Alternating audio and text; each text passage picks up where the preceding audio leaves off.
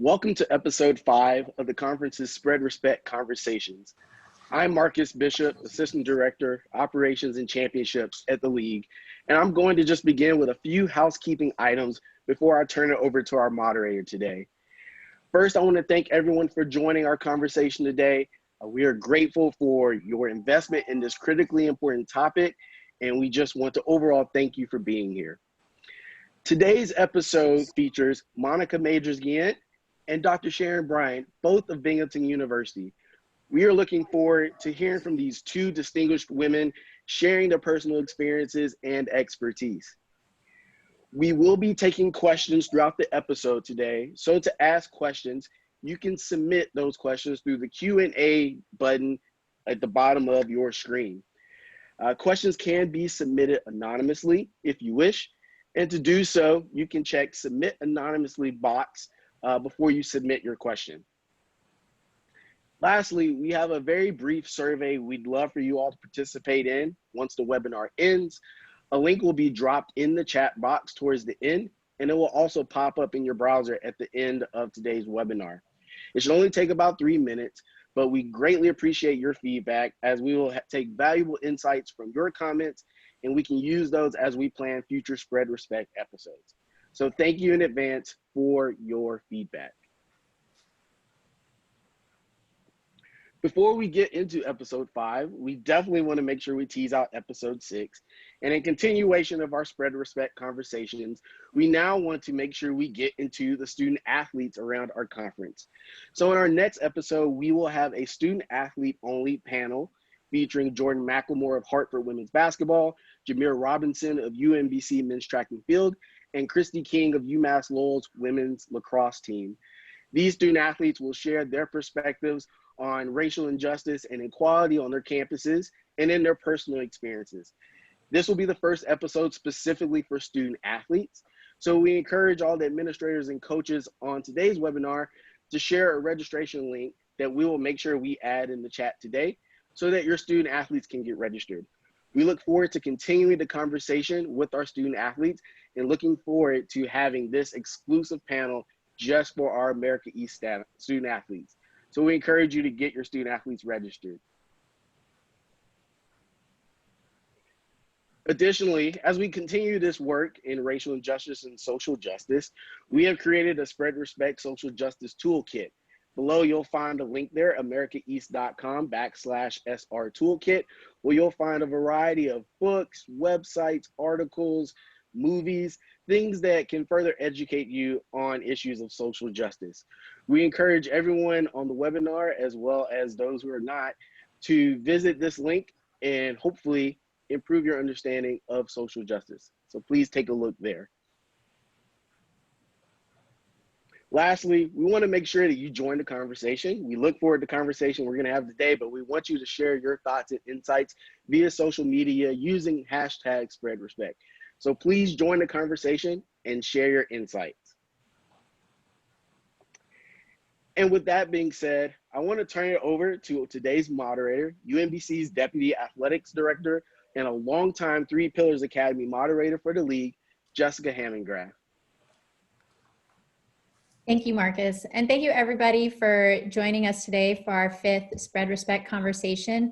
I'm excited to moderate this panel of fantastic scholars who are here to talk with us about engaging in conversations about recruiting diverse candidates to our departments and creating a sense of belonging for all of our community members. And it's only fitting that we're having this conversation as we start off the month with the Hispanic Heritage Month. So I'm happy to have both of our speakers with us today. So first of all, we have Dr. Sharon Bryant. She's an associate professor and director of diversity, equity, and inclusion at the Decker College of Nursing and Health Sciences. She is an associate director of the Harriet Tubman Center for Freedom and Equity. Dr. Bryant is also the co-principal investigator of the Science, Technology, and Entry Program and Upward Bound Math Science. She is a graduate of Howard University, where she earned her undergraduate, and also a graduate of Yale University, where she earned her PhD and her master's in philosophy. and she completed postdoctoral fellowship at the Center for Gerontology and Healthcare Research at Brown University. So welcome, Dr. Bryant. Our other panel today, our other panelist, excuse me, is Dr. Monica Majors Guient. She holds a master's in sociology from the University of New Orleans. She has several years' experience working with grant-funded and nonprofit organizations. Currently, she is a doctoral student researching learning and leadership development for gender and ethnic minorities within academia and industry entrepreneurs. At Binghamton University, Monica is the Assistant Dean of Academic Diversity and Inclusion Excellence for the Watson College of Engineering and Applied Science. As a firm believer in the power of mentoring, Monica brings to life her role by encouraging students and professionals who may encounter imposter syndrome while seeking academic or career success. And before I turn it over to them to hear their expertise, we're going to start today's conversation with a short poll so we can assess who is in the room.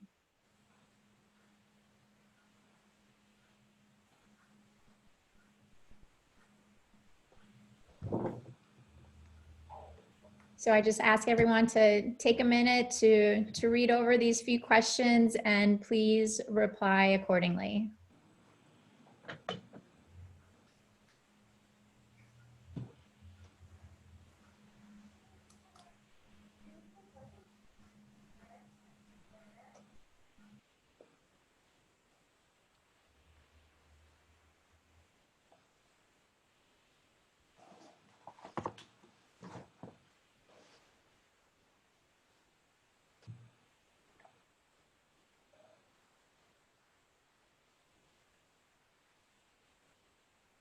It looks like the polling numbers have stopped fluctuating. So that gives us a pretty good sense of who we have around the horn today.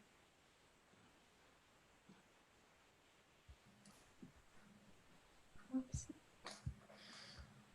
Monica or Sharon, do you have any thoughts or comments about who's in the room? Well, we're really excited that so many different people are here, and I'm excited to see we have some Binghamton people here as well. So it's nice to be amongst colleagues from my home institution. Sharon? Yes, I echo what Monica's saying, that to have a diversity of individuals with us as we begin our conversation. Great. So in reference to your personal and professional backgrounds, can you share your experiences attending HBCUs and the perspective that has provided for your achievements and current career at predominantly white institution? Well, I'm a graduate of Howard University, and it was the first time that I was in a predominantly Black city, but also on a college campus. And it was a wonderful experience to be in the majority for the first time in my life. But it was also a time of grounding. There was a year-long course, African Diaspora 1 and 2, that you had to take as one of your general education requirements. And I learned all of the history and all of the diverse Black people from all around the world that I didn't even know existed. And that kind of grounding, that kind of foundation gave me the strength and the understanding of my role. The motto of Howard is truth and service. And so it really helped me to understand the truth of our place in this country, but also our place globally. And it also called us to service. And that's kind of been that's kind of echoed through my professional career. And the preparation that I had as a student at Howard is why I went on to earn my doctorate degree. Without that mentorship and the support of particularly one a professor who saw something in me, Dr. Donald Addison. He's no longer with us, but as a freshman, he saw something in me and he encouraged me to follow this path to earn my doctorate. I would have a similar story to Sharon in that I'm originally from Texas. And so the school that I attended did have diversity, but it was nothing like going to school in New Orleans. So I'm a graduate of Xavier University of Louisiana, and that school is #1 in placing African Americans into medical school. And so that's why I went, because I was a quote unquote smart Black girl, and that's what you do. You become a doctor. And throughout my experience at this HBCU, I was nurtured in a way that I hadn't experienced before. What's unique about Xavier is that the majority of the faculty actually are not from ethnically diverse backgrounds. And so I was still being taught by a diversity of faculty, but I was in a place that truly supported who I was and the multiple narratives that surround being a minority within the United States. But much like Howard University and other HBCUs, we were built for a reason and a purpose, and that carries through. And so our mission is social justice. So we are the only Black Catholic institution in the United States. And so some of those religious values penetrated our mission and penetrated our curriculum.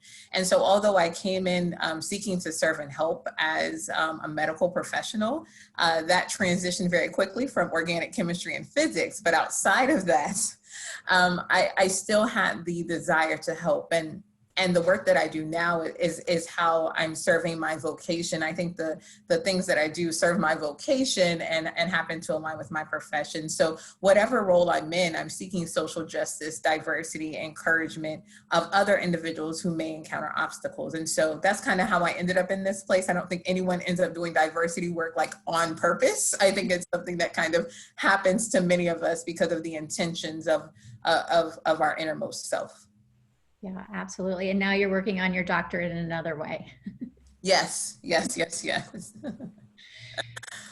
So how are you using your experiences now as a tool to help your Binghamton students?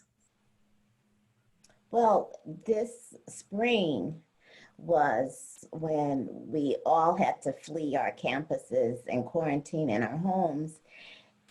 It made me reflect on how we could best serve our students who were not only dealing with COVID and with their family members becoming sick, or even some of them becoming sick, but also with the social unrest that was happening. During this time, there were many professional organizations offering webinars and support, trying to give out ideas of how we could create programming. And one of the ideas that I heard about was holding space. And I like that initiative. I like that as an initiative, because when I was a young person, I really wanted somebody to listen to me. And oftentimes when I was trying to talk to my parents or my relatives or friends, they were so quick to want to give me advice, when you really just wanted to be heard as you kind of process what you were trying to feel and how you wanted to move forward. And that was one of the things that I went to my dean, Mario Ortiz, and asked him, could I try this holding space? And it was every Wednesday for an hour, and people could just drop in, and we had a little ritual, but basically it was people just said what they had, what feelings they shared, their feelings, and we listened to each other. And at the end of it, we did a little kind of mindfulness exercise, and then I gave them a few words from poetry as we entered back into that world, back into the world, until we began the next day. And I had some very fruitful discussions with people who would come back and tell me how they really needed that time. I think what's consistent in what I'm going to say and Sharon's going to say is voice. And people want to be heard. And sometimes we say we're listening, but we're not, right? We're hearing you, but we're not listening. And so some of the things that I learned both from my HBCU experience as well as my professional and educational training is that if you want to know the answer to a question, ask the person, right? And I know that seems so simple and common sense, but we were able to take that idea and run focus groups, right? I work in an engineering school, very linear thinkers, like systems, much like coaches and administrators, right? And business people. And so in the system, there were some breaks. There was some gaps in knowledge to understand how processes work to best support our students. And so I had the privilege of coming in as a social scientist saying, well, why don't we just ask them how they feel and what their interactions are and what they want us to do?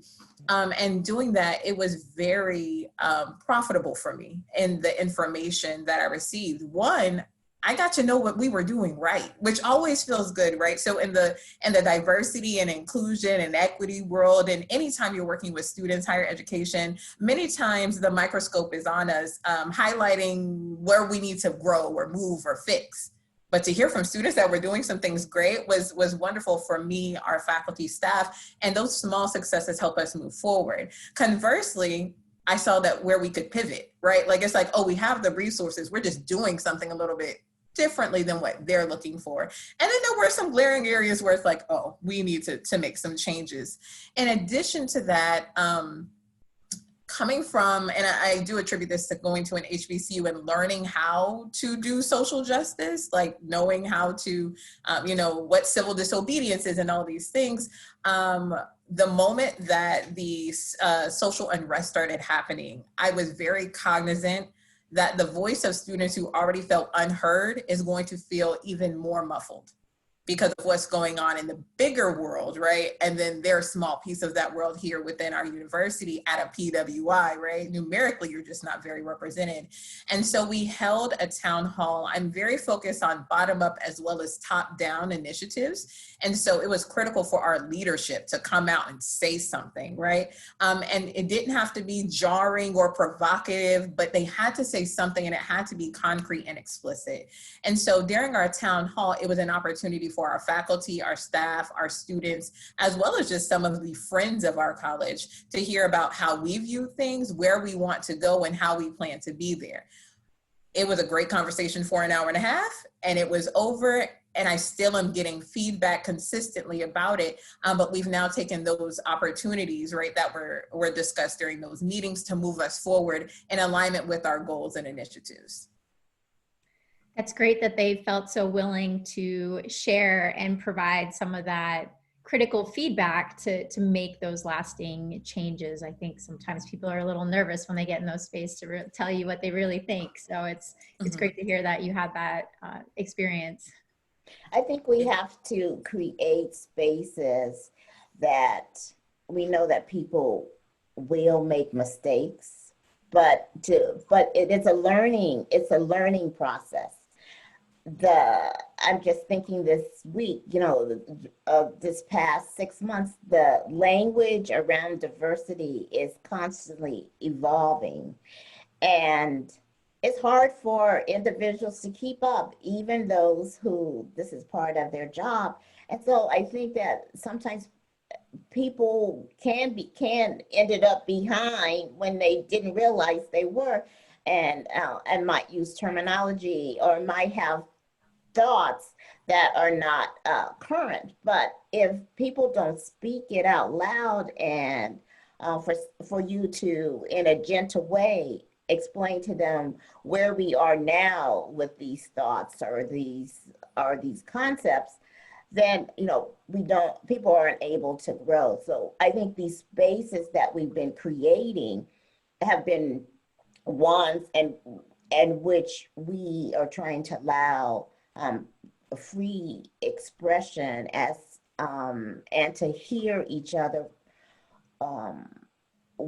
for what essence they're trying to give, without kind of pushing them in one direction, but for them through this process lead themselves up to action. Yeah, absolutely. Absolutely. I'm going to change gears a little bit here, and I just want to remind all the participants, if you have any questions, please feel free to drop them in the Q&A. We will answer them in real time. We won't save questions till the end. So if anything that you're hearing sparks a thought, please let us know, and we'd be happy to bring your questions into the mix. So currently at a PWI, what does it mean to recruit like a coach and really be intentional to recruit diversity to, your institutions? I'm sorry, Sharon, you can go. Monica and I happen to be co-PIs of 2 grants, and these are pipeline grants working with middle school and high school students. One is funded from New York State Department of Education, and one is funded by the United States Department of Education. And we have a diverse students that are in our pipeline. And so when we are recruiting, we want our students to see some of themselves in the people that are on our staff. And we also want a diversity of thought and opinions. And I'm really proud of the staff that we have created. It fluctuates because many times we hire students who are only here with us for a year or 2 years. But when you look at our staff, we're one of the diverse staff on campus. And I mean, we are intentional in that where we send our announcements, we use all of the kinds of networks, all of the diverse networks that are possible to get out our job descriptions.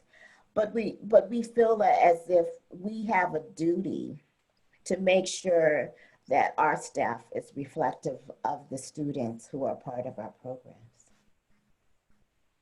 Agreed. And I'm very proud of the staff that we've recruited. And I think that recruiting like a coach is how we got there. I don't think that it was intentional. So something I'll share real quick, my husband played D1 football. And so like these type of analogies work well for how I understand things in us in conversation. And when we say recruit like a coach, it's intentional. It's forward thinking. Like we're not recruiting when the position is open, right? We're already thinking about where our gaps are. And then if you to work with team sports, we understand not everybody plays the same position. Not everyone has the same role, and the team is not going to win solely for offense or defense. And so when you're recruiting like a coach, you're constantly thinking about the strategy, right? To support diverse administrators, coaches, employees, as well as students in the larger community. And so again, I will reference probably football more often just because I'm more familiar with it. I'm also going to be an alum of LSU. So I'm very familiar with like big football schools. But we know that we have a gap in talent. We also know when we have a franchise player or a franchise employee, right? There's someone who's going to go in and do the work. Well, how can we create positions that will support that work? Also, who are our consumers? Our consumers are students, right? So who on our team can support our students?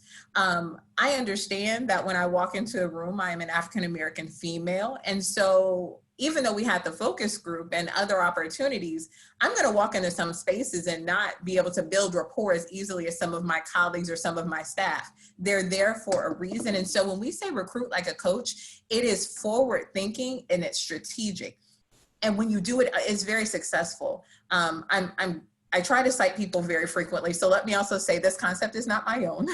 I took it from our previous chancellor who's now at Ohio State. But why we started talking about recruiting like a coach is because within the entire system, we saw that there was a need to diversify our faculty. And so how do we diversify our faculty? I think that some of the strategies we're using can be used in academic or athletic communities. We start looking at where might these people be? Like, it's a very business model. When you recruit like a coach, you have to know where the talent is, right? There are a few times you're going to find diamonds in the rough, right? But that's rare. So where is your talent being created, or where is there potential for a talent to be created if you partner with them, right? And so for us, we pull on our networks, yes, but we also are talking to people who have entree into places we don't go to often, right? So we hire a lot of people that work with K-12 students. We are not K-12 educators, but we partner with other people in K-12 education who will begin to identify the talent for us in areas that we don't know. So I also say, when you recruit like a coach, you call on your network. Last, you look at the film, right? You look at, so where are people doing and performing in ways that would be advantageous to our team, and what's advantageous to our team, right? For us, that's our group of employees. 1, student work. 2, diversity of experience. 3, willingness to grow, which is very critical, right? You don't want to get someone who's not coachable. And so when we're hiring and we're looking to build a diverse team, it's not just about, 1 Asian, 1 woman, 2, members of LGBTQ community. That's not really what we're talking about. We're really talking about, can we get people who will support what we do and will help us grow our overall team and serve our customers, which are our students. Yeah, it's really great thought out plan that you have there. And so many of our schools around the America East are in white-centric locations, and we do not have a diverse staff. And I'll use UMBC right now. We do not have a diverse staff that looks like our student athlete population, but we do have a lot of positions open that we hope will fill in the next 12 months or so. So what would you recommend as like a pitch or a recruiting spiel to somebody who is diverse, who is considering an institution that they might be just one of a handful of other diverse people within the community? I think the number one, well, there are 2 things. 1, what is your X factor? Why does someone want to come work there? Right? Some of those things will stay consistent no matter what your demographic background or your identities, right? So talk to people who are somewhat similar, right, to the people you potentially want to recruit. We call those here stayer interviews, right? It's a real HR thing. You can talk to HR, they'll probably help you do it. You don't have to do it yourself. But if you begin to identify people who look like or have characteristics of someone you want to recruit, figure out why they're staying, and then make sure you present that to the potential candidate. In addition to that, people want to go somewhere where they have community. So directly connected to recruit like a coach, something that we've been doing that is yielding some great success is I, as someone who has a more diverse network within my college, have spearheaded a curated list of people who are coming through the pipeline. So for us, we're looking for faculty. So those are postdocs and people who are advanced in their ABD, all but dissertation, right? And we're identifying them from LinkedIn, from my colleagues at other institutions in the conference, as well as in the SUNY system. Tell me who you already have your eye on. We invite them to campus. There's no job posting. There's no promise of an opportunity, but they come to campus, they do a talk, a research talk, they get a small honorarium, and then we continue the relationship with them. That helps them build the community, and the community might not look like them, but everyone wants to be somewhere where they feel safe, where they feel like when I leave the office, I have something else to do besides Netflix, to binge something, right? And that potentially, depending on where they are in their life and what they want for their life, that they can continue to build it. And those are very difficult things to do, but I'm gonna defer to my colleague, Dr. Bryant, because when I came, what happened? Someone got the people in the community together that I might want to talk to and had a small shindig and invited me. So I got to meet other people. When my now husband moved here, because we were not here at the same time, the same thing happened. And so the people who were there who had the community invited me into it. Mm-hmm. Yeah, and I think community is really important, is to partner with the local community, because people need to find a life outside of a university, of a job, and partnering with those of like community, or people that are in a certain life points, like people with young children, connecting them with other parents of young children to provide that kind of network. And it's, especially important now that many of us are working remotely and we can't just walk down the hallway and have a conversation with one of our colleagues. We don't just meet somebody on our way to the water fountain or to go check our mail. We have to become a little bit more intentional.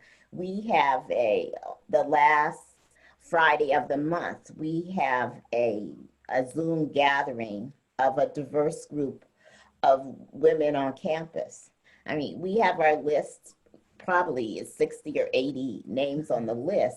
Now, not everybody comes every month, but we provide a space so people can just check in for an hour and a half. We have a loose kind of conversation, but it's really, important to kind of check in. We had something similar to this when I was a graduate student at Yale, and for many of us, we were the only diverse person in our department. And, we would be the only one, I should say in our cohort. And many times we were the only one in many of our classes. And so on Sunday at brunch, there was a Black-owned restaurant. And it used to be like, it wasn't more than $3 to have breakfast there. And we all met at a certain time. And if somebody didn't show up, one of us would take the responsibility of, let me call Sharon to make sure she's okay. Or let me check on John. And you wouldn't come even if you didn't have enough money, because people would chip in, a quarter or 50 cents so that you could have a meal and a cup of coffee. And, those kind of support systems is really needed when you're at PWI institutions. Yeah, and I would imagine not even just a PWI institution, but also even more so important if the surrounding community tends to be white centric. I think in Baltimore, we know that that's a diverse community in and of itself. So we should probably be more in tune to people's needs and not just take it for granted that we're right next door to a major city and, and our colleagues can figure out what they need, but really providing some resources and being more intentional with helping them connect to different entities they might need. Yeah, and I think, like partnering with some of the large businesses, because when IBM was on campus, was in Binghamton, there was a dean that used to have a gathering at the beginning of the year, and she would invite, I don't know how she had a wonderful network, but she used to invite like all of the newer people, whether they were in the university or they were some of the local businesses or whatever, but she would bring this whole group together that we could then see who was new on in the community and find those kind of natural relationships and begin to build on it. Would you have any, or do you have any advice that's specific to athletics? This is not specific to athletics, but I think it hasn't been said. You have to change your heuristic or your rubric for how you determine what success is going to be, right? When you're looking at a candidate, there are some quote unquote markers of success. We see that academically, we see that professionally. Wonderful. I'm not saying that is not true. However, it is not a one and done type thing, right? Like having an experience here does not mean that you will not or will be successful here. And so I would challenge people in leadership positions and work in decision-making capacities to begin to think, what really are the core pieces that make someone successful, and where and how can they get those? So yes, you might be used to recruiting from A, B, C, coaches here, coaches there, and typically you see the very same route. That's fine. but can someone else take a different route to end up at the same destination? And if they can, do you have the infrastructure, time, and resources to dedicate to them to help them get there? And if you do not, that might be one of your diversity issues. You don't have the resources or the infrastructure or the capacity, right? Really, like you want them, but this isn't a build it and they come. You have to have something besides, hey, come, let me sign a check and give you something to put on your resume. Gone are the days of career being just a means to an end to support your family. And so I would say for anybody, but especially within the athletic community, you have to begin to think differently. And so I know one of the, I don't want to call it a stereotype, I think that's the wrong word for it, but one of the things we know is like, oh, in certain sports, the Black coach, that's the recruiting coach, right? That's what he or she does. Okay, well, see, I understand that because of their demographic, they will be good at recruiting students because maybe your teams are majority Black. However, who's to say that that is where the majority of their talents lie? And being a member of that group does not necessarily mean that that's how they want to leverage that part of themselves. So I would begin to even ask you to reimagine who you see sitting in certain positions, right? And understand that they might be good at it, but they might actually have a talent to do something even better. Yeah, absolutely. That's a great point. Thank you for sharing that. And then I think when you bring diverse people, when you hire them, you also have to give them space to have failures or to make a mistake, because oftentimes we hire those individuals and we expect them to be perfect. Like they have to do everything that they have to be perfect in the way that we view them. But we have to allow people to make mistakes and to have failures and to grow from them. I mean, we have students who work with us and they have some really great ideas. And sometimes Monica and I are looking at when they're talking about their idea, and she and I are questioning whether or not we really think this is going to work, but like they are so enthusiastic about it, and we give them a chance. Sometimes it works perfectly, sometimes it doesn't. But then we come back in staff meeting and we talk about, what do we think we did wrong? What do you think? Why did it go wrong? What could we have changed? Is it something we should try again if we tweak it? Or is it something that we just said, oh, we tried it once and we should never do it again? But we provide this space so that people can grow from their failures. We don't want to be doing the same programming, the same thing that we know that works. Because our young people are closer to age than they are to us. We want to try out new ideas, and we have to be open to letting them fail sometimes. Yeah, absolutely. It's a lot of pressure to put on someone to be perfect right off the bat. You want anybody to grow and learn from their mistakes, and there shouldn't be this additional pressure. Agreed. The last thing I would say attached to this, and again, this is going to sound very HR-like, but I think it definitely fits the model for athletics, is there are 3 domains that you must consider when supporting any staff person, but especially people from diverse communities. Recruitment, which we've talked about a lot here and we'll continue to talk about. Retention, how are you going to keep them once you get them? I'm sure that's probably a problem that a lot of people have. I think that it happens throughout, especially in our institutions. And then growth and retention overlap with each other. So are you doing quote unquote succession planning, right? So when this diverse person comes, right, or this coveted person comes and they're working on your team, are you having conversations with them about where they can go next? Or is it, I'm going to be here 2 years, add this to my resume and go? I think many times we assume that we're being used as a stepping stone, but we're not creating this place to be anything other than a stepping stone. We're not showing that it is fertile soil to plant your seeds and grow. And so we don't reach, we got critical mass, right?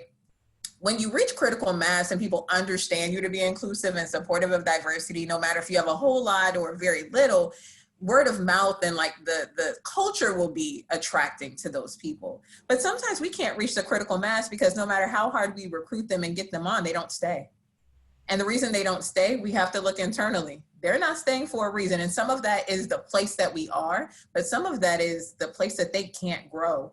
And so just as you would look at, you know, a player, right, to try and you would recruit them, retain them, grow them so they can go to the next level, whatever that is, you would want to do the same thing with your employees. Yeah, absolutely. And that's a really a great segue into, you know, this third section of questions is how do we retain and what advice do you have for the audience about creating a culture of belonging, either at, you know, the macro level being the institution all the way down to the micro level of their team? Mm-hmm. Well, you know, it really begins with, I like this, I learned this term from somebody else, co-creation, that everyone needs to be involved in how we create a culture of belonging, because the way that I feel belonging is completely different from someone else. And the wonderful thing about using that term belonging is that all of us, or many of us, have had experiences of being excluded. So we know what exclusion means. And then I think we can begin thinking about what we needed in those times when we were excluded. What were we looking for? And then by us sharing what we were looking for, I think then we can begin to discover ways that we can create this sense of belongingness, what it looks like in our own particular organization. But of course, you know, like the ground rule of creating a culture of belonging is that, you know, we have to make sure that, you know, there's respect, there's not discrimination, that, you know, there's certain kinds of things that have to be addressed first so that it's a safe space. And then we can begin to work with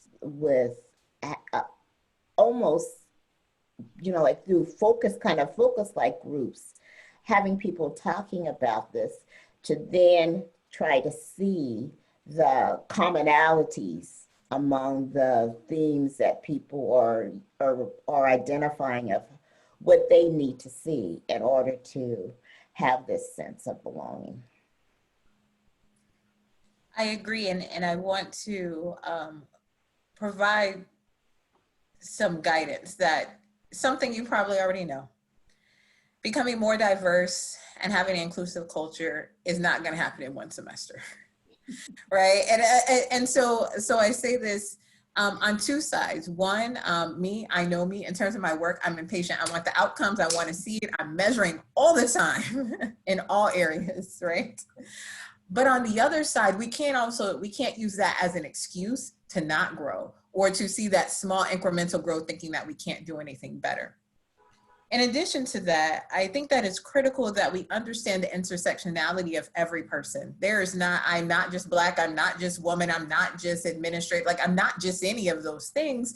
And it creates a matrix of my identities. And I feel that many times we might be good at creating a culture of belonging within our in-group, but the moment we move out, it's not there anymore. And those influences, right, that might be on the meso level are the ones that are changing how people feel in the space, right? Like I'm okay here, but the moment I take 2 steps to the left and have to interact with the academic community, well, what do you want me to do? I think about being a student athlete. Student athletes on your campus probably feel a lot of support, right, internally. But the moment they go into the classroom, I actually got to do some research in my master's about Black male students who are not athletes and how they feel being on campus, right? When you don't fit this stereotype, what is your identity on that campus? And so what I would presume, I am not male, I am not Black male, and I'm not an athlete, is that when they come in the classroom and the teacher makes assumptions about him or her because they dress like an athlete and they are an athlete, That's not a culture of belonging in the academic space, but that's the primary reason that they are on campus. And so I would call upon you to not only look internally to your in-group, but what's going on in the larger community, right? What's going on on campus outside of in the locker room and when you're watching film and all of those other pieces, because you can be doing some great work, but we have to understand we don't do our work within a vacuum, especially in the places that we reside. So attached to that, I would call upon you, I'm pretty sure someone else on your campus is doing diversity work. A trend that I'm seeing within the athletic community is, I know University of Maryland College Park and George Washington have started creating positions, assistant athletic directors of diversity, equity, and inclusion, because there is a clear need to get this work done internally. But those positions actually mirror positions that are external to athletics, right? Like in either student affairs or academic affairs. Identify the people who are on your campus already doing the work, because this is a heavy lift. And those people can help lift with you, or maybe you can just kind of join on into initiatives that they already have in creating belonging. I think sometimes athletics might be forgotten, right, when we're doing that kind of work, because we assume athletics, diversity, the people there are diverse, but does that mean that we have true diversity and inclusion? Yeah, that's really great advice. Monica and I were in a training last week, and they had this slide that looked like an iceberg with part of the tip above the water. And it had all of these kind of descriptive words that you could use with creating a culture of belonging. But then there were all these things that were hidden that operate like, like unwritten rules and all sorts of those other kinds of descriptors that are working against creating a culture of belonging. And I think you have to begin to identify that those factors are there as well, and to name them, and to, seek about not having them hidden, but to say, okay, we do have a lot of unwritten rules about who's successful. They tend to look like this person, or you have to act like this person in order to be seen as successful. Those kinds of things are running counter to creating a culture of belonging. So we can be doing all these wonderful things, but if we're not addressing the things that are below the water, then we're not going to be as successful with creating these cultures. Yeah. Agreed. And so I think directly connected to that is, I know this is where I am with my team, parts of my team, not the team we spoke about. I work in two different capacities. But on one side of the house, we're working on educating and informing. I do not think that the majority of people are ill-intentioned in what they do, although it might be counter to creating a culture of belonging. And what I've also noticed in the educational environment, and I would assume that also overlays into the athletic environment within educational institutions, is that a lot of times the peer-to-peer place is where they actually have the most issue. So not to say don't only look at yourself, your leadership, but look at what's going on between peers. In the focus groups that I have hosted, I found out that the near peer relationship, that power dynamic, is really where I see a lot of the isms popping out, right? Because it's safer. We're not going to have the isms when a student's talking to a coach, and the coach isn't going to, talking to the student, or at least you're going to try not to. And so look both at the, hierarchical pieces, right? But look at contemporaries as well to identify where there is weakness, right, in your culture of belonging. In addition to that, I think that training is critical. Many times athletic culture, right, how to be good at athletics, how to have that team, how to be a great coach, runs counter to the culture of belonging, right? And so I think it's going to take a lot of conversation between you and your team to figure out how to align, right, a culture of belonging and being great at what you do. And that's sometimes it's the ego thing. People are resistant to change, myself included, right?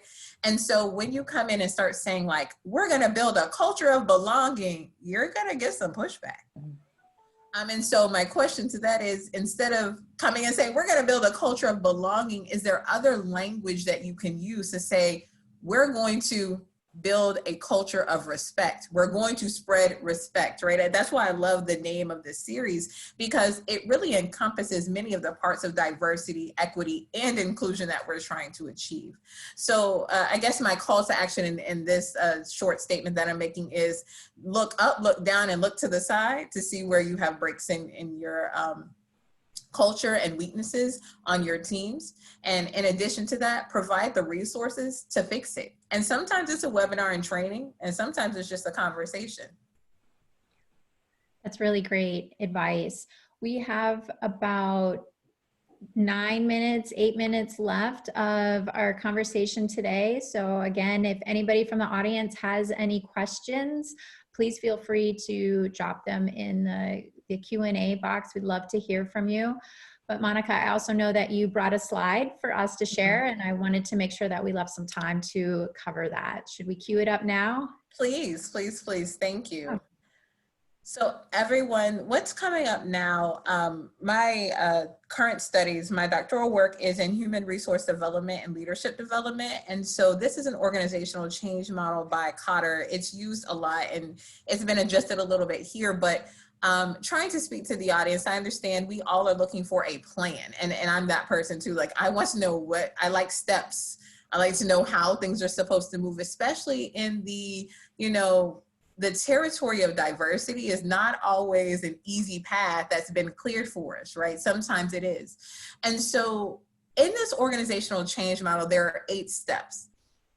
And in my opinion, in my experience, if you skip a step, you're going to get more frustration, more pushback, right? And so the first thing we start is with establishing a sense of urgency. And that sense of urgency has clearly been established with you individually, but start to look at overall, is your institution, your athletic department, your specific team, if you're not a head coach, if you're not in leadership, those people, have they decided that diversity, equity, and inclusion is important to them and important enough to provide resources for it, meaning money, time, human capital, right? Things like that. I think what America East has done is said there is urgency, right? And we need to move forward. Thereafter, you're going to form a powerful guiding coalition because you cannot do the work as 1 or 2 people. And so for us, that translated into developing a diversity committee. For others, it's a diversity council. Dr. Bryant also has one within her college. And so you find people who are already like-minded and want to push this forward, because this is not on everyone's mind, nor does everyone want to put forth the energy and effort to move it forward. And so does this coalition have to be an official committee? No. A lot of times it works better that way if people can volunteer to do it. However, you need to identify people who are going to help you push this work forward. If anything, you should also make those people very visible, because it will change your culture so that people know that it's not just in word, but also in deed that you're supporting this. From there, this coalition will build a vision. Every institution is different. What are you trying to achieve? As I talk to my different departments, some want more diverse faculty, some want to increase the diversity of students, some want more diversity of thought, but that translates into having more diversity of faculty. From there, you communicate that vision, as I said before, make it visible, right? Step 5, you empower others to act on the vision. And this is what's critical. This is when you get to the culture. This is when the culture shift happens, right? And this is a place that you might go back and forth, right? Like, we're trying to get other people to join in with us. Sometimes it's easy, sometimes not. But once you do, even if you only get an extra, 10 people, you're going to plan and create short-term wins. What is the low-hanging fruit, right? And how are you going to assess that? Then from there, you'll go to stage 7 and you'll consolidate your improvements and produce more change. So you'll do things that might require more resources, more people, more buy-in, and eventually you'll institutionalize these new approaches, and so that you truly have a culture that flows throughout your entire athletic organization and hopefully will mirror that of the larger institution. Now, you may cycle back through this a few times because as you go through the process, you'll begin to identify other areas that you need to address, right? There's an undercurrent or aligning with the analogy that Dr. Bryant gave, right? There's a big glacier, right? Iceberg that we're looking at, and we don't always know what's under the surface. And so you might vacillate between a few of these steps a few times. But I think if you look at this and you begin to conceptualize how you can move through it and how you're moving through it organically, it can empower you to make the next step and know that you're moving in the right direction. This is, I'm sorry. No, go ahead. No. I was going to say, this is fabulous. And this is a great takeaway. And for, like you said, for all of us who are action oriented and we want to be able to, you know, have our plan or even a starting point to say, yeah, let's start with number 1, because you can't start with number 5 and expect something to happen. You need to really start at the very beginning and create that sense of urgency and then formulating your coalition. But this has really been phenomenal. It's been a great conversation. We just have a couple more, like 2 more minutes. So if there's any departing thoughts or comments you want to share with the audience today, the floor is yours. I'll defer to my colleague first. I would just echo some of the things that we would say, that this work has to be done in collaboration and in partnership.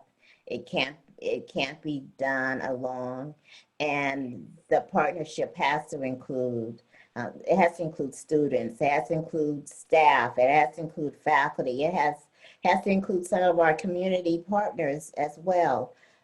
This work can be difficult at times, but it can be really rewarding.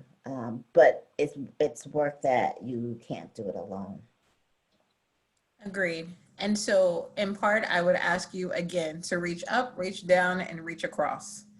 This work can't be done alone. So if you're in leadership, you have to get other people to join on, and you have to be vocal about doing this work, and it will invigorate others to do it with you. And then if you are not in leadership, doing the work, the small things will make exponential change in your organization. And know that you have allies and people to assist you in the work. America East is leading this. We are all a part of this organization. And if you have any questions or want to talk, we can do that, of course, here in the last few minutes we have. But you can reach out to us anytime. Like, I live and breathe diversity. It's my job. And so I have no problem sharing more resources with you or having conversations about the work that you have to do and how you can do it in, I guess, the most efficient way if you can. Yes. Well, this has been absolutely wonderful. And thank you both very much for taking the time to meet with us, imparting your wisdom and your knowledge.